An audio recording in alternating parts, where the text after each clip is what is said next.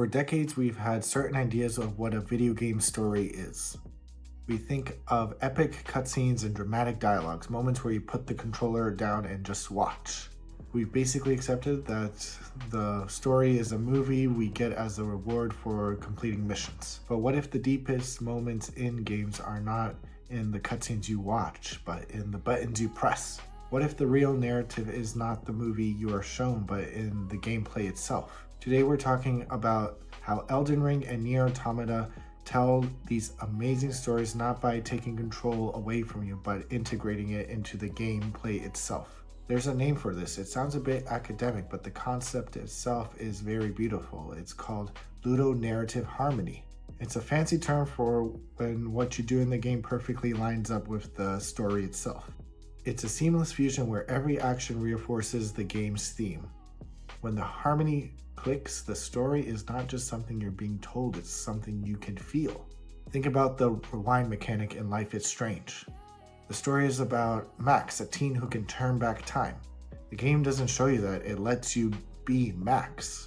You experience both the power and the anxiety of her ability firsthand. You make a choice, see what happens, and then feel the gut-wrenching indecision. Do I stick with this or rewind and risk making things even worse? The gameplay is the story. Your hesitation, your curiosity, your regret, that's the narrative, and you're the one creating it. The opposite of this is ludonarrative dissonance, which happens when the gameplay actively fights the story. Think of the supposedly lovable hero who also slaughters hundreds of people without a second thought, only to be a charming rogue in the next cutscene. Or think of that urgent world-ending quest that the game wants you to ignore for 50 hours so you can collect some trinkets or do side missions. That disconnect shatters immersion and can make the whole experience feel hollow. But when developers get it right, they create some of the most memorable experiences in art, and few do it better than FromSoftware. Elden Ring is famous for its minimalistic storytelling. There are no long exposition dumps, and there aren't that many chatty NPCs in the game. Despite all this, it has one of the richest stories in all of gaming. How does it do this? By letting the world be the narrator itself. This is environmental storytelling, and Elden Ring is a master at this. You aren't told that a war called the Shattering ruined this world, you see it. You walk through the ruined villages of Limgrave, past makeshift barricades and abandoned siege weapons. You travel through the rotting landscape of Caelid, a land forever scarred by a single desperate battle between two demigods. Every enemy, item, and ruin is a piece of a giant puzzle. You find a sword, and its description isn't just stats. It tells you about the forgotten knight who wielded it, and what he fought for. You stumble upon a hidden cellar and find a sorcerer's collection of lifeless puppets, a dark secret you were never meant to see. You might even notice two non-hostile jellyfish floating silently near a tombstone, and realize they might be spirits visiting their own graves. The narrative here is an act of discovery, like video game archaeology. You have to earn the story through curiosity. The struggle to beat a boss like Margit isn't just a mechanical challenge, it's a narrative beat that marks your journey from a nameless nobody to a true contender. The world resists you, forcing you to learn and persevere. Your struggle mirrors the struggle of this broken world, and your triumph feels earned. In Elden Ring, the lore isn't in a menu or on a website like it is for Destiny. It's in the stones, the swords, and the sorrowful silence of the world itself. If Elden Ring tells its story through the world, Nier Automata tells its story through its systems. On the surface, it's a slick action RPG about androids fighting machines. But director Yoko Taro has weaponized the very language of video games, the UI, the genre, the tropes, even your save file, to tell a profound story about what it means to be human. The game is built around multiple playthroughs. After you finish the game as the Android 2B, you're encouraged to play again, but this time from the perspective of her partner, 9S. Events you've already seen are completely recontextualized. The mindless machines you were slaughtering suddenly have their dialogue translated, revealing their fear, their love, and their desire to protect their families. The game uses a simple New Game Plus mechanic to fundamentally alter the narrative and force you to question everything.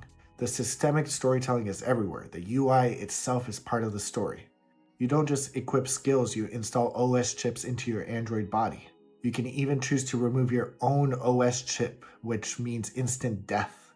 The game constantly reminds you that your consciousness is just data. When you die, your memories are uploaded and transferred to a new body, a perfect mechanical explanation for respawning. But the moment that sets Nier Automata truly apart is its final true ending. To get ending E, you have to survive an impossible bullet hell shooter inside the closing credits. After you fail again and again, the game asks you if you want help. Say yes, and messages of encouragement from other players appear as their ships fly in to shield you, sacrificing themselves to help you succeed. You realize these are the save files of real players who came before you. After you finally win thanks to the sacrifice of strangers, the game asks you for something in return. It asks you to permanently delete your save data, every quest, every level, every item, to help someone else in the future. And the game is not bluffing, it will delete everything. This is the peak of mechanical narrative. To complete a story about hope and sacrifice, you, the player, must perform a real act of sacrifice. You give up hours of progress not for a trophy, but for the abstract idea of helping a stranger. It's a moment that could only exist in a video game, transforming a simple choice into one of the most powerful conclusions ever designed. To truly appreciate this harmony, it helps to see what the absence of it looks like. Take the Uncharted series. In every cutscene, Nathan Drake is a charming, witty, and basically good guy. But during gameplay, he single-handedly slaughters hundreds, if not thousands, of mercenaries. The story tells you he's a likable rogue, but the mechanics frame him as a mass murderer. This is a classical case of ludonarrative dissonance. The developers even gave this a nod with a trophy in the Uncharted 4 cheekily named Ludonarrative Dissonance, which you get for killing 1,000 enemies. While the games are a blast to play, this clash between the story being told and the story being played creates a disconnect, making your actions feel slightly meaningless to the narrative. Great game stories aren't just written, they are designed. Elden Ring shows us a world can be the most compelling storyteller, weaving its history into every mountain and monster. Nier Automata proves that even game systems, from the UI to the save file, can create profound emotional resonance. These games don't just tell a story, they make us live it. They understand that the moments that stick with us aren't the moments we watch, but the ones we play. The real narrative is the one we etch with our own hands through our struggles, our choices, and our will to press on. The most powerful stories happen when we have the controller held in our hands. So what are some of your favorite examples of storytelling in video games? A mechanic or moment that you felt perfectly synced in with what you were doing in the story? Let me know in the comments below, and thank you for watching.